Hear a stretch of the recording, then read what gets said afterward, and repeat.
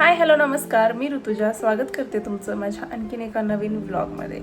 तर दुपार झाली आहे, स्वयंपाक वगैरे सगळं करून बसले. आज आठवतच नव्हतं की कशी सुरुवात करू म्हणून. ह्या दोघीही झोपलेल्या आहेत. म्हणलं चला जाऊ द्या, सुरुवात करूच. एक दिवशी असं होतं की आठवतच नाही की काय दाखवू, आज काय करू. कारण आमचं म्हणजे होममेकर्सचं हेच असतं की आमचं एकच रुटीन असतं रोज. हां, त्याच्यात चॅलेंजेस असतात नवीन नवीन, पण ते कधी शूट करणं होतं, कधी नाही होत ना, असं होतं आहे. आणि मग मला असं कधी कधी वाटतं की रोजच मग तुम्हाला एकच फक्त डेली ब्लॉग्स बघून बोर होईल का, असं होईल का, म्हणून ते थोडंसं असं डिस्कम्फर्ट येतो की थोडा. पण एकदा ब्लॉग सुरू केला ना की मग तो कंटिन्यू होत राहतो. एक सुरू करेपर्यंतच असं वाटतं की आज काय दाखवायचं, आज काय दाखवायचं. आणि पण एकदा सुरू झालं की मग एक खूप सुंदरसा ब्लॉग तुमच्यापर्यंत पोहोचतो. आणि आज पण तसंच काहीतरी व्हायला होतं की आज काय काय दाखवणार मी. म्हणलं जाऊ द्या, चला सुरू तर करू. आज सगळ्यात महत्त्वाचं एक सांगायचं मला तुम्हाला की माझं हे जुनं नाही, ॲक्च्युली सोन्याचं जुनं कसं असू शकतं, सोन्याचं गळ्यातलं अशी इथे एक मी दाखवते, एक मिनिट. हे बघा, हां, ह्याची खूप दिवस झालं तार अशी माझ्या म्हणजे ओढणीला ड्रेसला असं अडकत होतं. पण म्हणलं मी एवढं लक्ष दिलं नाही. तर ते जर मी लक्ष दिलं नसतं आज म्हणजे आज आणि कालपासूनच मला खूपच अडकायला लागलं. म्हणजे कशातही, त्यात केसही अडकायला लागले, त्याच्यात ओढणी पण अडकायला लागली. म्हणलं एवढं का व्हायला लागलं, म्हणून मी आज सकाळी बघितलं. तर मी आज नसतं बघितलं तर हे कुठंतरी पडलं असतं. म्हणजे मी जास्त बाहेर तर जात नाही म्हणा, पण ते तुटायच्याच ह्याला होतं. आणि ते आहे हे झालेलं काही नाही, फक्त एक कडी जी इथं अटॅच असते याला, तीच कडी तुटलेली आहे. सो बसवून आणेल 1-2 दिवसामध्ये. आणि माझं कसं नाही, मला सवय नाही आहे त्याच्याशिवाय. सो हे असं वेगळंच दिसायला मला बिलकुलच आवडलं. मग मी त्याच्यावरचेच कानातले पण घातले, पण आवडतच नाही आहे मला. माझ्याकडं आणखीन एक आहे मण्याचं, मी ते घालेल. मला हे काय आवडत नाही, म्हणजे वेगळंच दिसायला लागलं आहे. मी कधीच नाही घातलं, म्हणजे आजपर्यंत मी खोटं गळ्यातलं आजच घातलं पहिल्यांदा. म्हणजे जेव्हा असे लॉंगवाले घातलेत मी, म्हणजे शॉर्ट एक तो मिनी गंठन तर तो असतोच, कारण मला ह्याची डिझाईन खूप आवडते, खूप म्हणजे खूप. मी हे मी कधीच काढत नाही. मग मी कोणताही ड्रेस घालेल किंवा काहीही घालेल, हे जी डिझाईन आहे ना ह्याची, ही वाली ॲट दिस, ही खूप आवडते मला. आणि ही जी साखळी आहे ही पण माझी खूप आहे, मनी बाबा पडू नको. आणि ही साखळी पण आय लव्ह दिस. सो ही पण मला खूप आवडते. त्याच्यामुळं मी माझं मिनी घंटन काहीही मी घातलं की म्हणजे जीन्स घातले तरी पण मी ते कधीच काढलेलं नाही आहे. आणि आता त्याच्यामुळंच कसं तरी होतं की हे घालूनही विचित्र दिसते, कसं घालत असतं ते. मला सवय नाही आहे म्हणून होत असेल. आणखीन एक दुसरं ऑप्शन आहे, म्हणजे जे काही लॉंग असतं ते मग मी तुम्हाला दाखवते. हे जे सिम्पल असतं आपलं मण्याचं ते आहे. म्हणजे माझ्याकडं सो मी हे ओढलं होतं तेव्हा लॉंग आहे, हे सिम्पल आपलं. आणि आता मला ह्याच्याशिवाय ऑप्शन नाही आहे. ह्याचं पण हे खालचं खूप आवडतं मला. ही आहे आईने मला धुंडे जेवणाला घेतलेली साडी. ही बघा, अशी पिंक कलर, पिंक मेटॅलिक पिंकमधून येते. आणि असं पदराला टसल्स आहेत दिलेले ऑलरेडी त्यांनी. आणि खूप छान, म्हणजे खूप छान क्वालिटीचे टसल्स आहेत, असं काही खराब होणार नाहीत. आणि हा पदर, हा आहे पदर नाही. आणि ही साडीची खालची साईड आहे, म्हणजे पूर्ण साडीवर अर्ध्या साडीत असं येत आहे निर्यामध्ये पूर्ण. आणि एकदम काठ पण नाही आहेत ह्याला असं टिकलीचं आहे. सो वेगळे काठ लावलेले नाहीत. सो ते पण एक छान आहे. म्हणजे असं काही नाही की मला काठ आवडत नाहीत, आवडतात, बट थोडंसं वेगळं. आणि ही म्हणजे अशी सिल्कमधून पण येत नाही, कॉटन सिल्क ब्लेंड येते. ही पूर्ण साडीवर हे असे मोर आहेत, खूप सुंदर आहे, मला खूप आवडली. कारण आणि हा आहे ब्लाऊज पीस. हा बघा, मी त्या दिवशी ब्लॅक ब्लाऊजच घातलं होतं, कारण लगेच त्यांनी शिवून नाही दिलं. सो मी आणखीन शिवायला टाकायचं ह्याला, पिको फॉल ब्लाऊज वगैरे सगळं होणार आहे ह्याचं.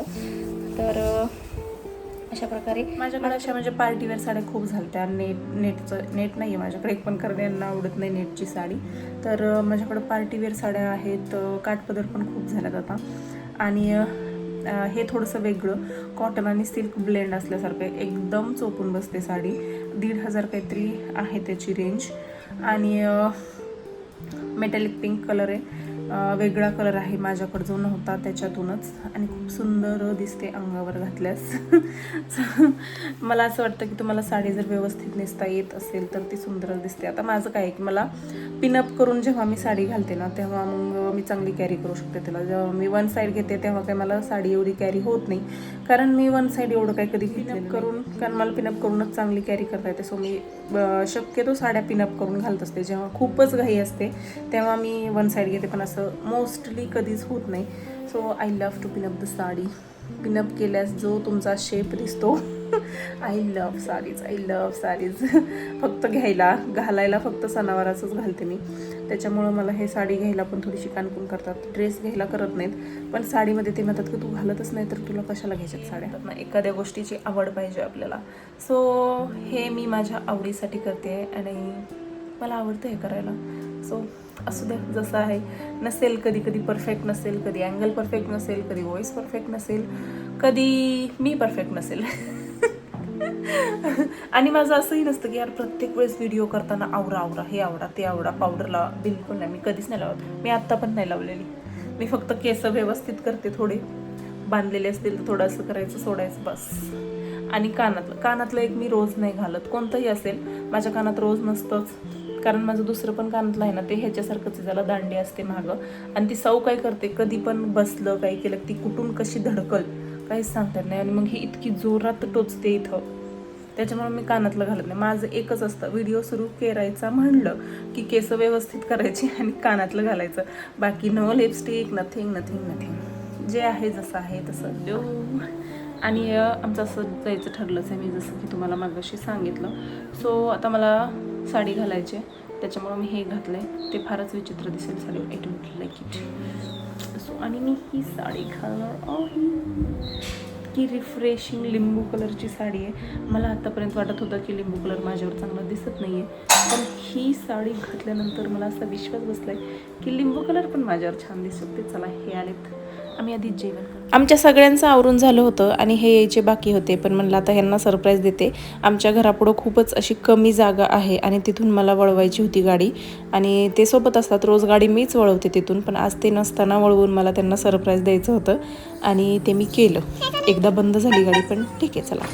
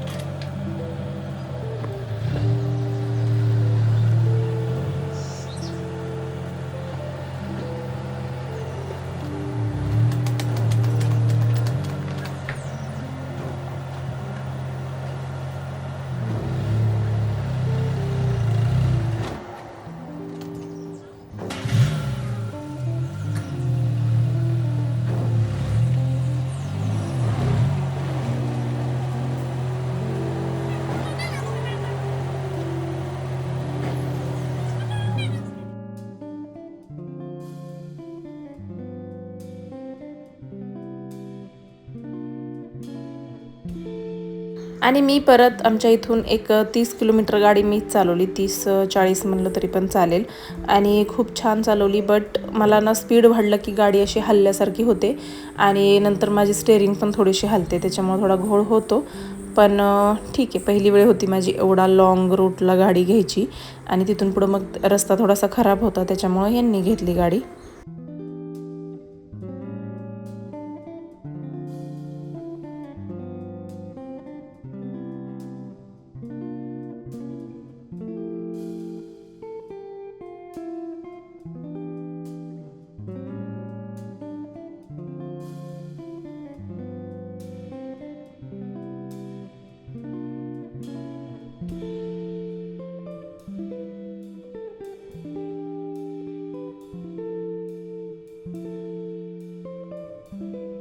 आम्ही आत्ता आलो आहे, म्हणजे येरमाळ्यात थांबलो आहे जेवण करायला. आणि त्यांनी ही साडी नेसवली आणि त्यांचा खूपच आग्रह होता की साडी नेसून जावं. आणि मी एकदमच सिंपल साडीवर गेले होते आणि आता मला असं वाटलं की मी लग्नातून आले कोणत्या तरी.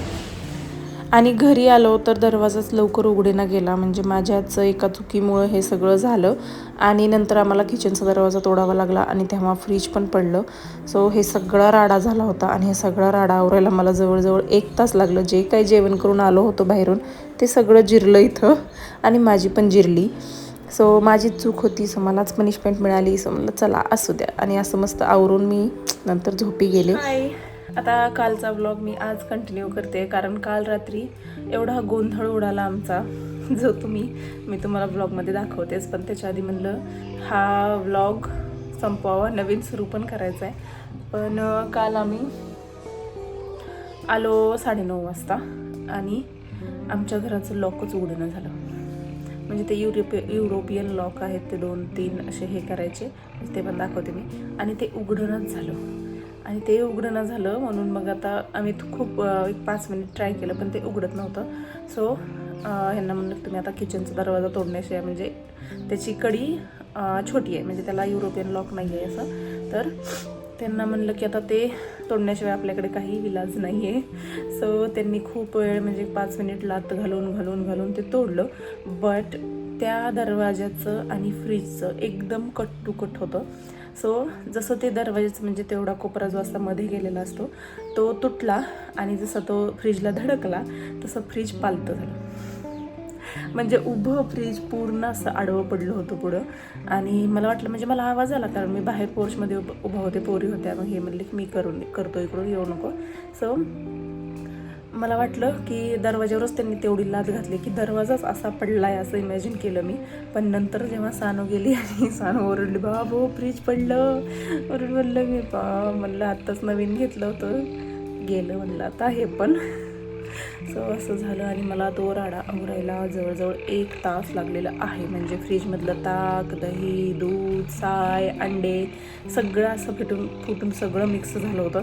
आणि सगळं ते खाली काढून, आणि हो सगळ्यात महत्त्वाचं म्हणजे फ्रीजरचा दरवाजा फुटला. तेवढं एक नुकसान झालं, ते काही होईल आमच्याच दुकानातलं, त्याच्यामुळं रिप्लेस होऊ शकतं ते, त्याचं नाही काही. पण फार फार भयानक राडा झाला होता.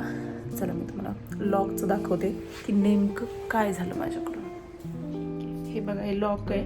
आणि जेव्हा आम्ही हे उघडतो ना, मग हे आदुळीने म्हणून आम्ही असं केलेलं असतं. हे असं जेव्हा करतो तेव्हा हे बाहेर येत नाही, किंवा आलं तरी पण हे असं राहतं. पण काल काय झालं, आणि हे असं करून असं करायला पाहिजे, म्हणजे हे मध्ये जात नाही. आणि जेव्हा हे असं असतं तेव्हा लॉक पण लागत नाही. सो मी काल दरवाजा उघडला आणि हे जे बाहेर यायचं ते असं करायच्या आधी हे असंच राहिलं आणि हे लॉक असं झालं. म्हणजे जेव्हा पाऊस पडतो ना तेव्हा हे असं होतं, थोडंसं तटल्यासारखं होतं हे. आणि हे जर असा मी दरवाजा लावला असतं तर ते, म्हणजे हे मध्ये राहिल्यामुळं हे म्हणजे घोळ झाला थोडासा, की मी बघितलंच नाही. आणि मी असंच हे लॉक लावून टाकलं. असं काय झालं त्याची त्यालाच माहिती आहे.